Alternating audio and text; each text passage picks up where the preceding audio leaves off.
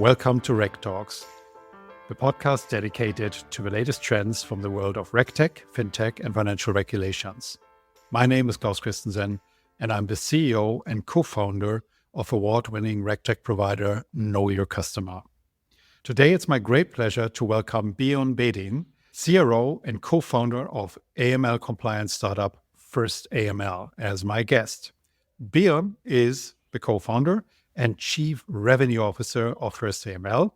Having spent 7 years working in corporate commercial banking across 3 major banks, he experienced the impact of inefficient and unfriendly AML processes firsthand.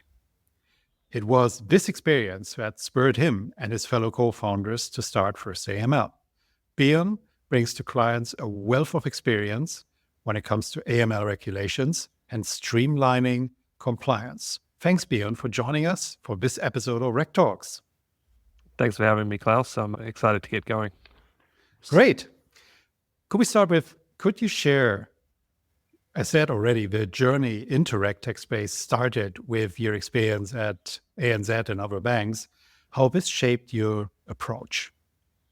Yeah, it's a good question. When I was in finance, we would do these big, flashy pitches in corporate and commercial banking, and we would win the client, and then I would proceed to put them through probably the worst onboarding experience of their life, trying to get an account opened with a tier 1 bank.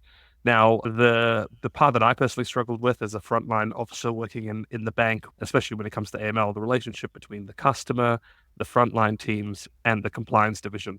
I was sort of the conduit between compliance and the customer, not really knowing what to collect, what to verify, and that sort of thing. So First AML has really been born out of that frustration between compliance divisions, the fee-earning teams that need to close revenue, and the end client at the end of all this who has to provide a certain amount of information, often personal information, that they generally don't feel too happy to provide. So that's the problem that First AML solves. It's the workflow between those 3 parties.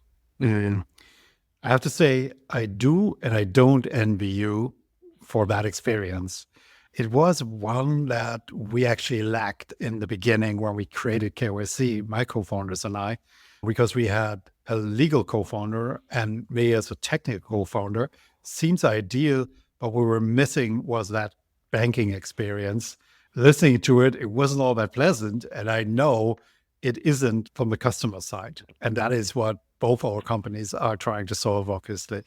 So what led you to join First AML, and how has your role evolved since then? Because my role certainly did evolve. Yeah, it's an interesting one when you look at sort of my role as a founder and sort of chief revenue officer. I think the average tenure for a chief revenue officer in a technology company is about 18 months. So it's definitely a marathon, not a sprint. But when we sort of started the company, I started it with 2 other guys.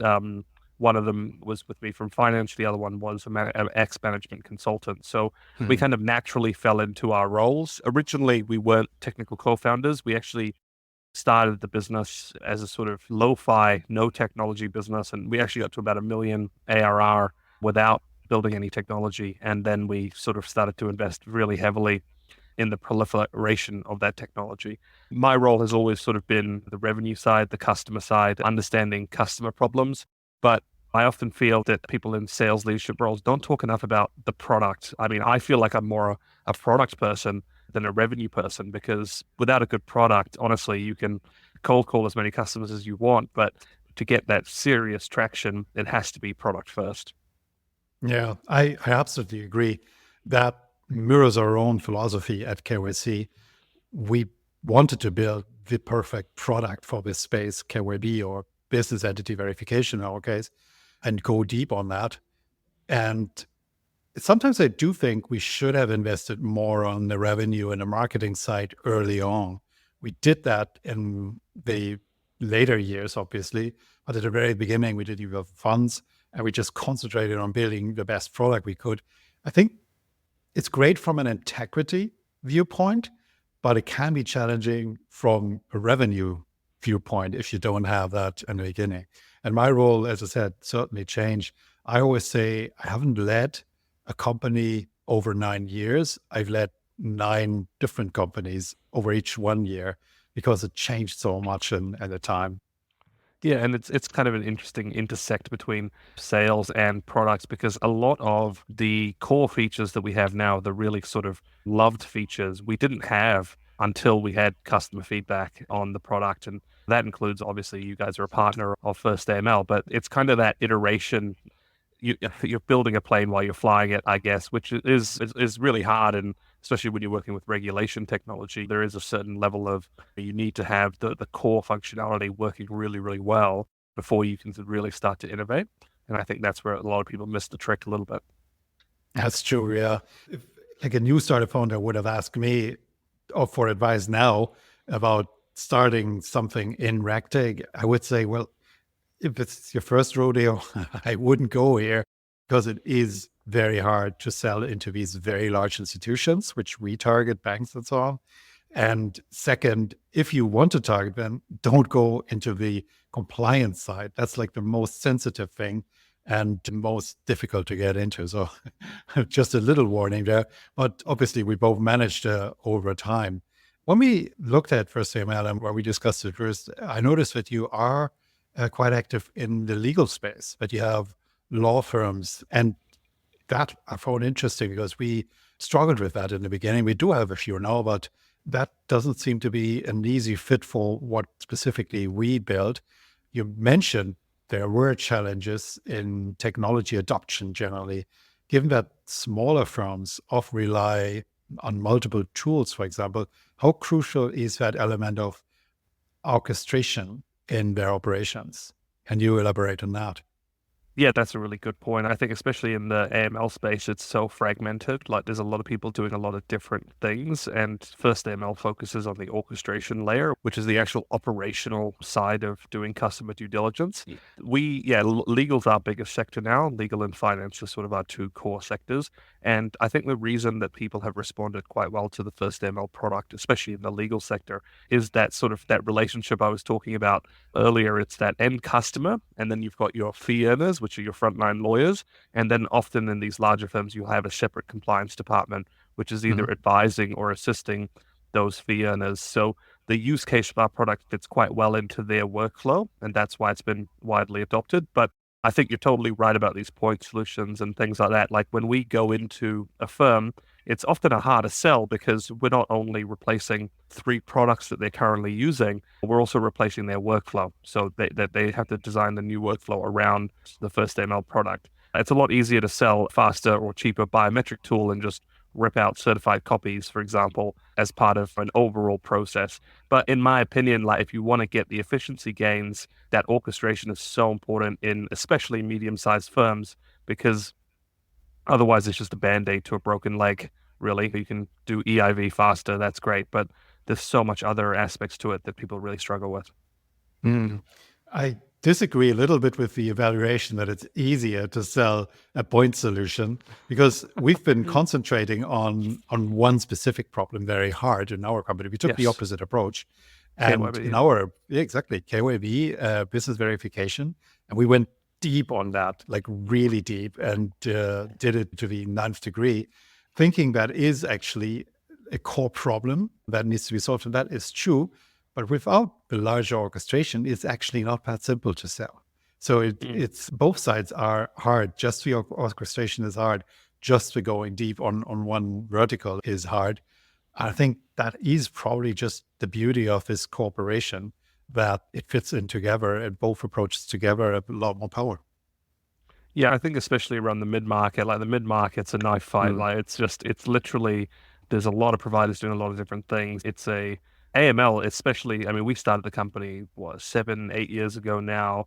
In the last 2 or 3 years, just the amount of new providers that have sort of appeared in market doing very similar things to each other it's pretty crazy, to be honest, like the amount of new entrants into the space. I mean, competition's good, but I do fear that it does confuse a lot of the buyers. And I think that's something that RegTech firms really need to work on. It's their clear messaging, what problem are you solving, and that sort of thing. And I think, buyers are getting very confused, especially in the mid-market at the moment. Yeah, I absolutely agree. And that is in part intentional by new players.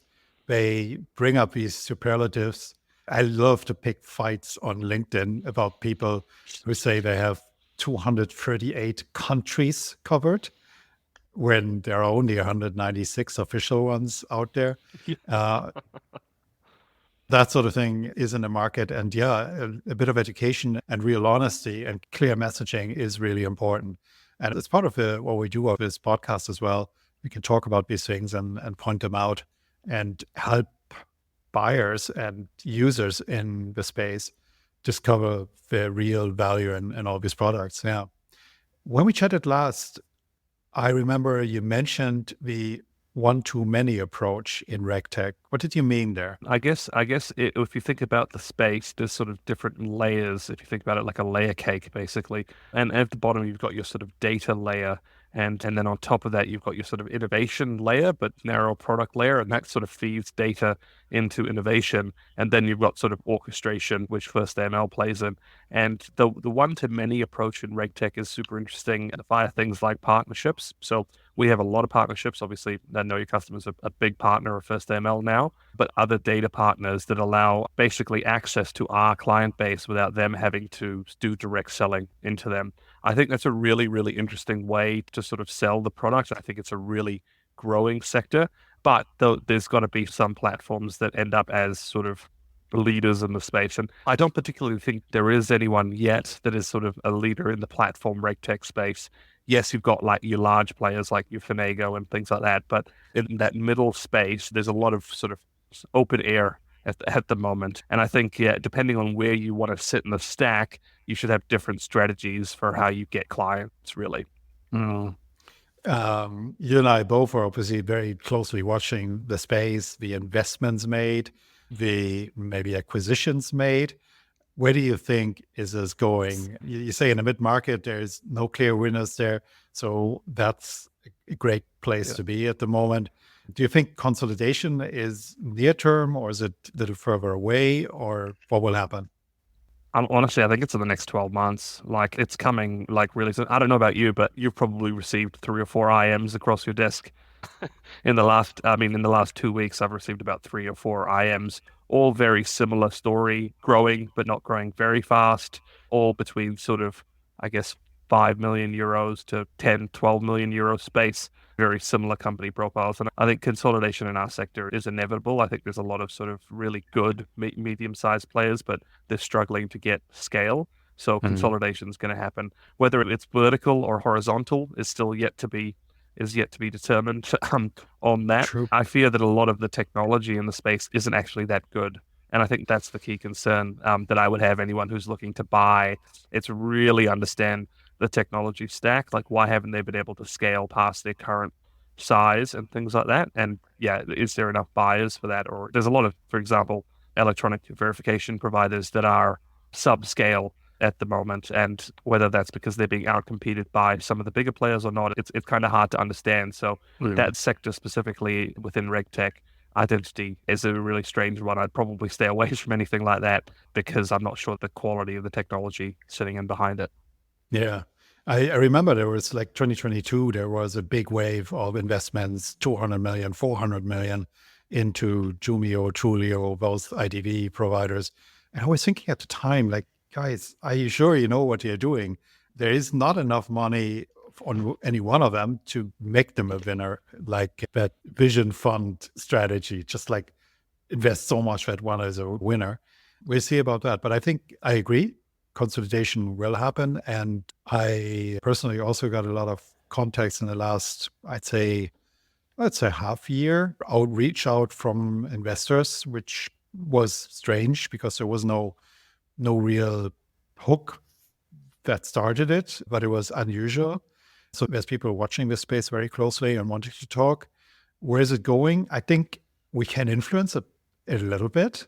And this chat here is part of a strategy because as the players in the middle, as in this kind of interesting but also vulnerable space, we can build networks and we are not alone there. But if we partner up, we can build something that is together, a network that is together worth a lot more than the sum of its parts and much more interesting for a larger acquisitor, for example, as well. So interesting strategy, interesting Yeah, game to play. yeah, no, and I feel that definitely. Like when I look at like our data suppliers, right? I think about them as acquisition targets more than I'm not saying, Klaus, that we're going to come to you with an offer anytime soon, but it sort of makes sense, right? Like, because if you think about that, if you're the platform and there's margin sitting with your suppliers, your data suppliers, Yeah. there's ability to then, through acquisition, reduce your direct cost, increase margin, but also gives you a new set of customers to sell the platform product into. So if you're building platform in the space and you have downstream suppliers, acquisition through that allows you to boost margin, but also has have their client base that may want a sort of a wider solution that you can then sell into. So that's how I think about it in the context of First AML. It's like, who's providing us the information? What does their client base look like? And do their clients need orchestration?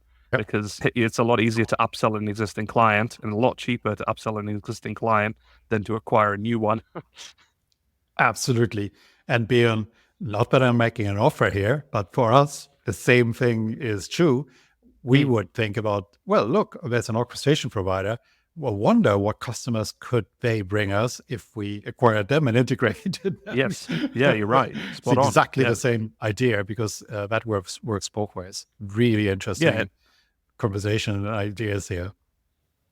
Yeah, for sure. If you're like, especially if you're an identity provider, you could be looking at a KYB platform. If you're like, there's so many options here. It's just who wants to start doing it, I guess, is everyone's sort of waiting for the first domino to fall. I think here in the UK, one of the large, I guess you'd call them platforms of verification providers, was purchased last year by private equity. So I think there'd be one that's looking to do more in the space. So yeah, I think it's going to come sooner rather than later, for sure. Yeah. And I also believe it's coming sooner because these guys need to accelerate, and they can't do that by developing anything themselves. They do need to acquire, and only then it can work, and they build something critical mass together. Yeah. Yeah, especially with some of the older suppliers that have a lot of customers, but their tech isn't modern enough. Like, I feel like they're a prime one to acquire these sub 10 million turnover companies and just inject their tech into basically saving themselves, really, and then upselling their existing clients. So I think there's a lot of older providers that should be looking at the newer providers as acquisition targets. Did we have significant exits in the space? Is there capital with those founders that could get back into RegTech at the moment? I think obviously the biggest one that I can think of is Onfido. I think Onfido sort of had a decent exit recently, last year, that sort of thing. I know the Comply Advantage guy has been sort of seed investing quite a bit in the space. I'm not sure what his obviously position is. I don't think he's sold out 100% or anything like that. But I think there is sort of recycled capital in the space. But I mean, as you'll know, it's very hard to pick a winner right now. So it's very hard for people to go, this is the one I want to invest in, that sort of thing. Well, in any case, both of us concentrate on executions for now. We're not actually acquiring each other right now, and we're not up for grabs immediately. So let's continue with a question that is slightly more like at the core of the topic here. I remember in an article recently about Canada's money laundering problem via predominantly their housing market. I used this term that I picked up from some other podcast called snow washing. And I think you mentioned the term beach washing for Australia. How does the concept of snow washing compare to beach washing, do you think? Well, it's an interesting one for those sort of markets. They're prime markets for money laundering through property, because the property prices are generally stable, actually increasing over the last, if you look over the last 15, 20 years, Australia and Canada have had sharp increases in housing prices, relatively stable economies, no chance of less chance of currency shock. So they're prime sort of money laundering havens. And on top of that, Canada has strong AML laws, but they were shot down. The attorneys don't have to do KYC, that was shot down, which is a really common thread for where you see a lot of money laundering, where lawyers don't have to participate in the regime. It's a really big regulated space. Self-regulated, absolute horse baloney, in my opinion. But yeah, no, Australia is very much in that bucket. They don't have gatekeeper professions regulated, which is a big problem. There's a bill in Parliament at the moment looking to close that loophole for Australia, which will hopefully then start seeing it as a less attractive place to launder money. But right now, it's probably one of the easiest places in the world to launder. And same with Canada, if you don't have to go direct to a bank and you can move money through your solicitor's trust account with no KYC, it's a very attractive place to do that. So yeah, housing in Australia and Canada are classic locations to put cash. Yeah, very, very similar. All right. I think we're at the end of our session here. We don't want to stretch the whole thing too long. So I still have one question that I ask all my listeners, all my guests. So my last question is, if you were to switch roles and become the global regulator tomorrow morning, what would you do and why? That's a really interesting question. I think a beneficial ownership, on every country that wants to be a part of the FATF regime, essentially. If you're regulated by FATF, there is absolutely no reason why you shouldn't have a publicly accessible corporate register. And I know for your business, that'd be great as well, Klaus, but it's kind of ridiculous that some countries don't have publicly available registers to be able to check UBO information. It's just more work for everyone involved. Like the clients have to provide you that data anyway, manually, that sort of thing. So if I was the global regulator of this, that's the first thing I would do. And that takes away so much like pain very, very quickly across the board and makes your product even more exciting. It would actually work everywhere immediately, even those jurisdictions where we struggle to continue upwards because there's no shareholder information and no beneficial owner information available. But I would love to hear from our American listeners about this, or from a Japanese listener, if we have one, or Korean, because both societies have decided otherwise. I don't think it's so much a political decision. It's societies that value privacy of company ownership higher than transparency. And in Europe, UK, even in all over Asia, societies decided differently. Yes, we want transparency. We want this clean money overall. Yeah. It's always a tension between personal rights and what's good for society, right? And I think some countries' philosophy on that is different, but I'm sort of in that there is responsibility on the individual to give up a little bit of personal freedom if it's for the betterment of humanity. But in any case, I made you be on the head of global AML regulations, so it's your prerogative. Go ahead. I'd probably get sued by the DOJ for that or something like that. But anyway, that's what I would do if I could. In any case, Bion, this was fantastic. Thank you so much for coming on RegTalks. I totally enjoyed this and learned something. And it's great to have this conversation and this partnership going. Yeah, sounds good, Klaus. And let's keep in touch. We will. All right. Thanks, Bion. Thank you for listening to this episode of RegTalks. My name is Claus Christensen, and I'm the CEO and co-founder of award-winning RegTech provider Know Your Customer. If you liked the episode, please subscribe to the whole series and leave us a review.